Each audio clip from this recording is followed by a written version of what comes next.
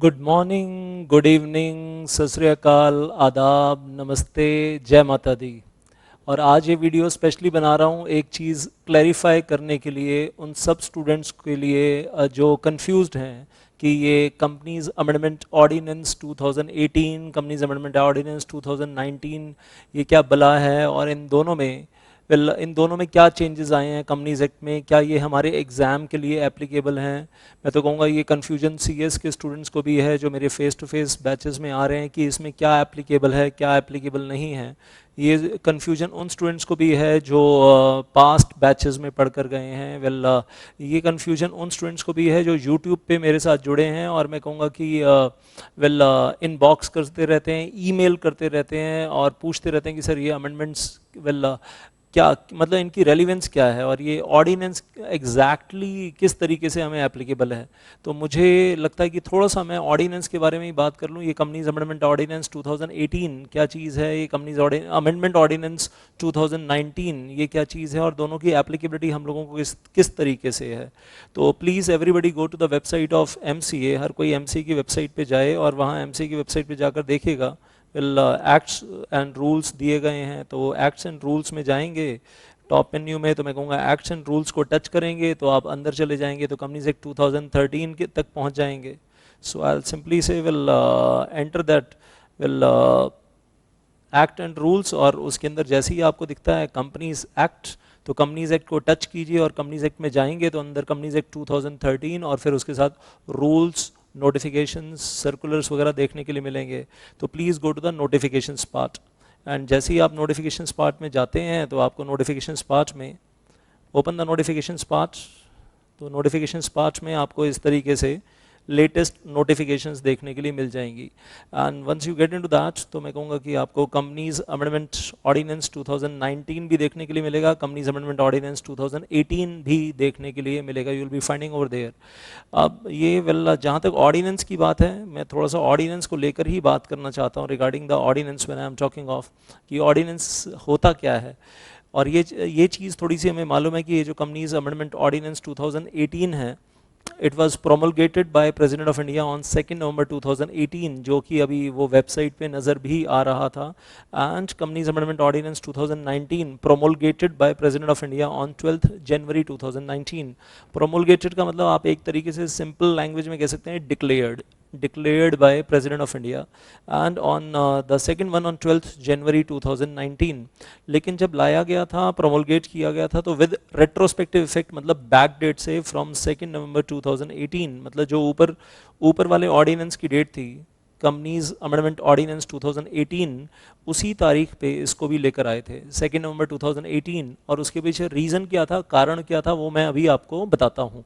लेकिन ये ऑर्डिनेंस होता क्या है, आता कहाँ से है, तो आई होप सबको मालूम है। Article 123 of the constitution of India, article 123 of Bharat का संविधान, और उसमें प्रेसिडेंट के पास ये पावर है कि वो प्रेसिडेंट जो हैं वो ऑर्डिनेंस प्रोमलगेट कर सकते हैं उन दिनों में जिन दिनों में पार्लियामेंट्री सेशन नहीं चल रहा होता है, जिन दिनों में पार्लियामेंट लोकसभा राज्यसभा सेशन नहीं चल रहा होता है। एंड आई होप ये भी सबको मालूम है कि लोकसभा राज्यसभा के एक साल में, एक कैलेंडर ईयर में 3 सेशन होते हैं, और वो 3 सेशन कौन से होते हैं। Number 1 budget session in the month of March April sometime, number 2 monsoon session in the month of July August September sometime, and I say number 3 and that is winter session in the month of December January sometime.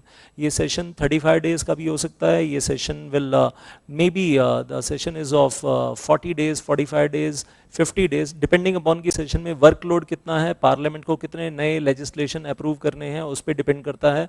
और छोटा भी हो सकता है depending upon की workload अगर कम है तो तो पार्लियामेंट्री सेशन छोटा भी हो सकता है। अभी दिसंबर 18 में भी पार्लियामेंट्री सेशन आई थिंक सिर्फ 15-20 डेज का था, that was very small parliamentary session. Now जब हम ये ऑर्डिनेंस की बात कर रहे हैं तो एक झलक आपके सामने देख ही लेते हैं, वो कंपनीज अमेंडमेंट ऑर्डिनेंस 2018, और तारीख भी आपको नज़र आ रही है। तो मैंने ऐसे companies amendment ordinance 2018, so that is 2 November 2018 the date is visible जब लेकर आए थे। अब ये ऑर्डिनेंस जब भी लाया जाता है, एज वी आर सेइंग, जब पार्लियामेंट्री सेशन नहीं चल रहा होता है, तो ये चीज़ क्लियर है सबको कि Lok Sabha Rajya Sabha through out the year 365 days तो ऑपरेट करते नहीं है। तो बीच में जब वो ऑपरेट नहीं कर रहे होते हैं उन दिनों में अगर फटाफट कोई लॉ लेकर आना है, फटाफट कोई अमेंडमेंट लेकर आनी है और पार्लियामेंट्री सेशन तक इंतज़ार नहीं कर सकते हैं, तो फिर प्रेसिडेंट को रिक्वेस्ट की जाती है, cabinet of ministers, prime minister they request the president की प्लीज़ इस ऑर्डिनेंस के ऊपर साइन कर दीजिए, प्रोमोलगेट कर दीजिए, डिक्लेयर कर दीजिए, और फटाफट ये लॉ नोटिफाई हो जाए ऑफिशियल गजट में और बाइंडिंग हो जाए ऑल ओवर इंडिया सबके ऊपर।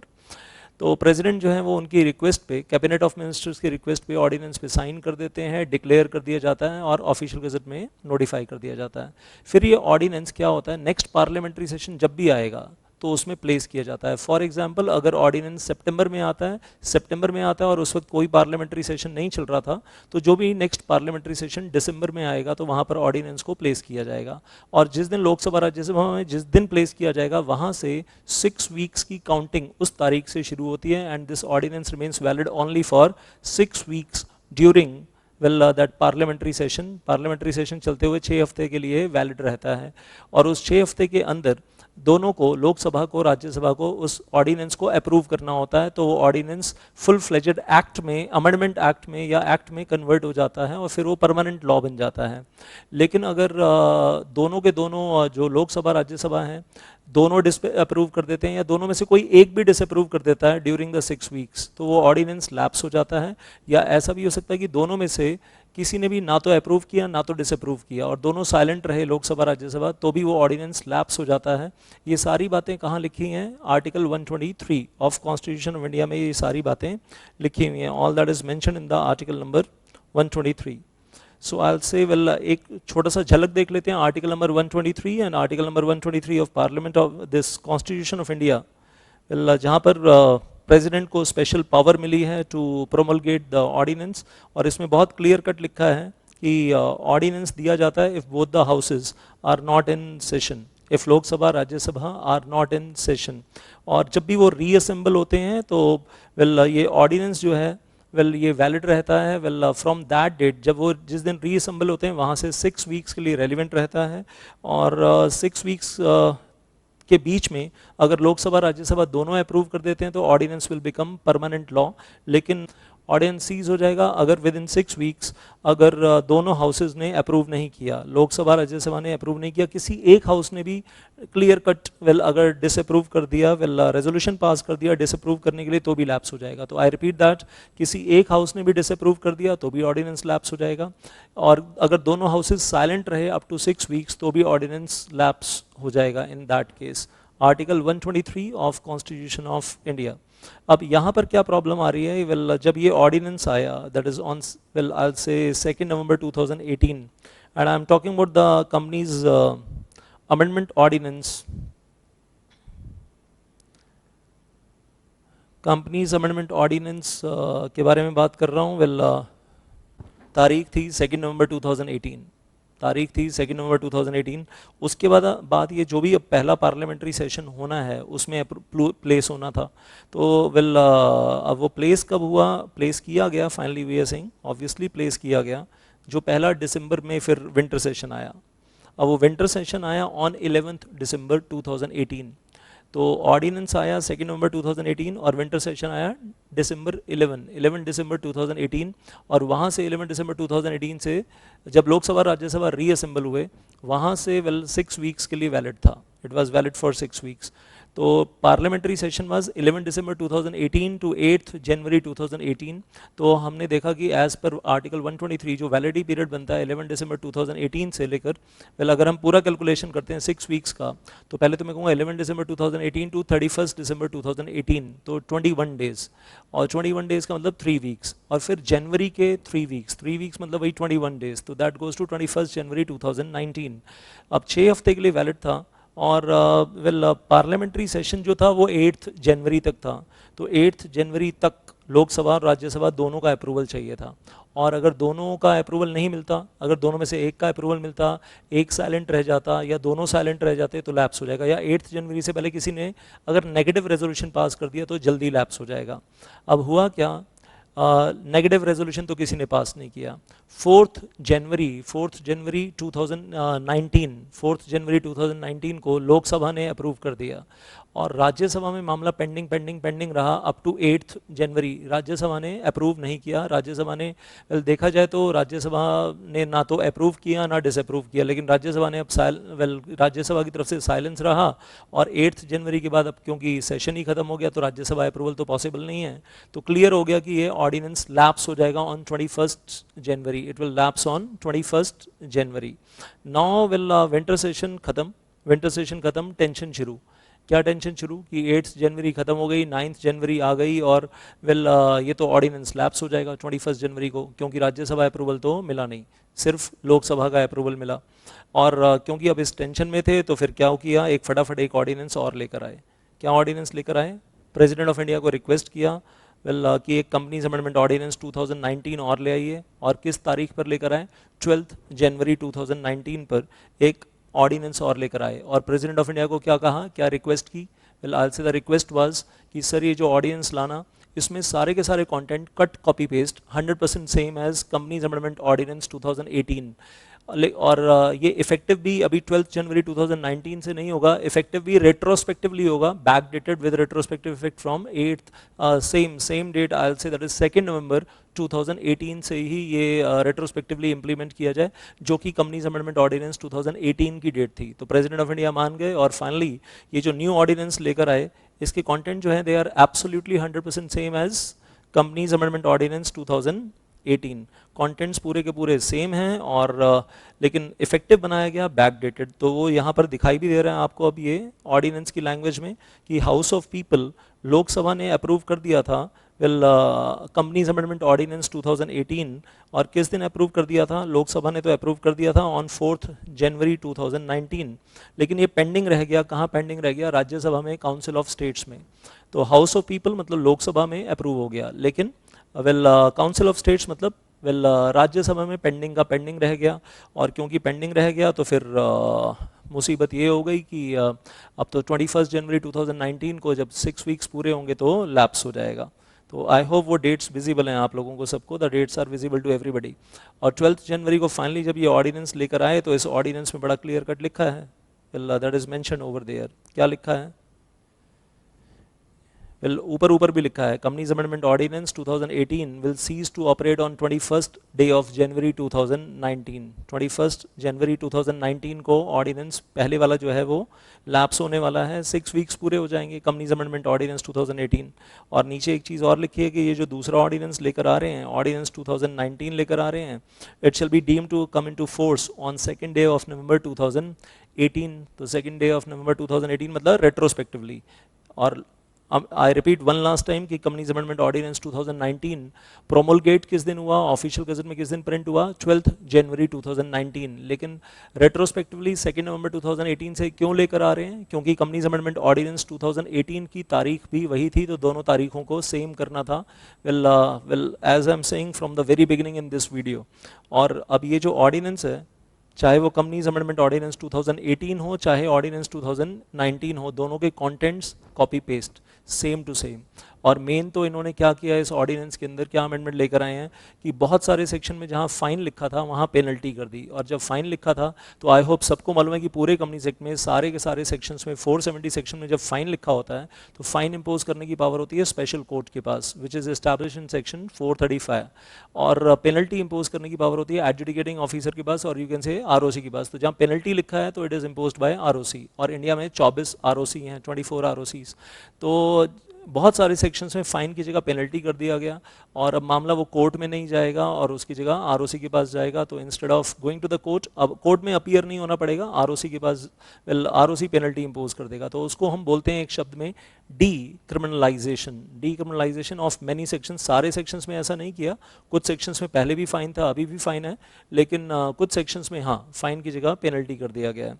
और जो मेजर अमेंडमेंट्स आई हैं which are visible over here, जो अमेंडमेंट्स विजिबल हैं, I'll say that is section 2 clause 41 में चेंज किया गया। Well definition of financial year में, और बोला गया कि अगर इंडियन कंपनी है एक और उसकी होल्डिंग कंपनी सब्सी कंपनी इंडिया के बाहर है, या इंडियन कंपनी इंडिया में जो है वो एसोसिएट है किसी फॉरेन कंपनी की, तो फॉरेन कंपनी का कैलेंडर ईयर अगर कुछ डिफरेंट है, 1 अप्रैल टू 31 मार्च नहीं है, और इंडियन कंपनी अगर उस फाइनेंशियल ईयर के साथ अपना फाइनेंशियल ईयर मैच करना चाहती है ताकि कंसोलिडेशन ऑफ बैलेंस शीट हो सके, तो उस केस में आई सिंपली से कि इंडियन कंपनी को पुराने ज़माने में कहते थे अमेंडमेंट ऑर्डिनेंस 2018 आने से पहले कि एनसीएलटी का अप्रूवल लेना पड़ेगा। अभी ऑर्डिनेंस आने के बाद कहते हैं एनसीएलटी का अप्रूवल नहीं, सीजी अप्रूवल लेना पड़ेगा, and CG has delegated the powers to the regional director.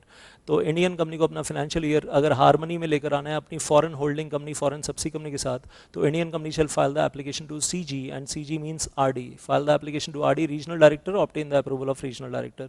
Section 10A नया आ गया है। सेक्शन 12 में रजिस्टर्ड ऑफिस को लेकर कुछ एक नया पॉइंट आ गया कि रजिस्टर्ड ऑफिस नहीं है, आरओसी चिट्ठी भेजकर पूछेगा, नोटिस भेजकर कहाँ हो, और रिप्लाई नहीं देंगे तो ROC can initiate the procedure for striking off the name of the company. Section 14 में public company to private company convert हो रहे हैं, तो पहले एनसीएलटी अप्रूवल चाहिए होता था, अभी यहाँ पर भी एनसीएलटी अप्रूवल की जगह पर सीजी अप्रूवल कर दिया, और सीजी की पावर्स डेलीगेट हो गई हैं to the RD.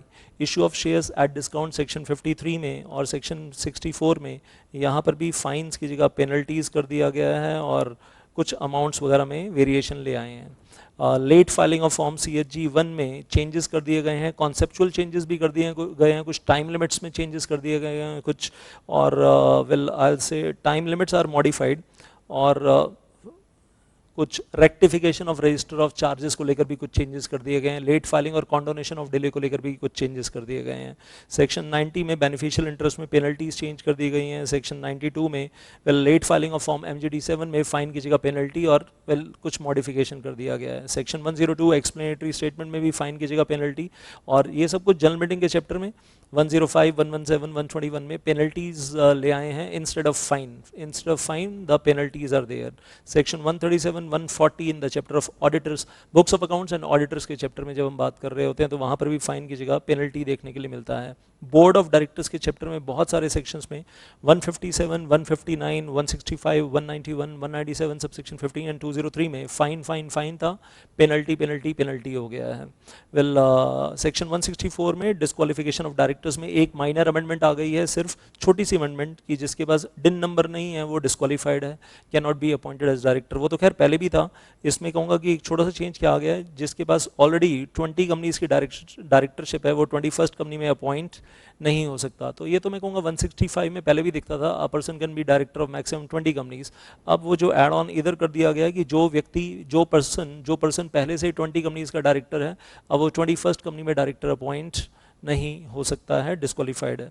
And then we से पेनल्टीज सेक्शन 238 में कुछ चेंज कर दी गई हैं, जब हम चैप्टर पढ़ते हैं वो अमलगमेशन वगैरह का, उसमें 238 में पेनल्टीज कुछ बदल दी गई हैं, और सेक्शन 241 में कंपाउंडिंग लिमिट्स कुछ 5 लाख से 25 लाख कर दी गई हैं, कुछ चेंज कर दिए गए हैं।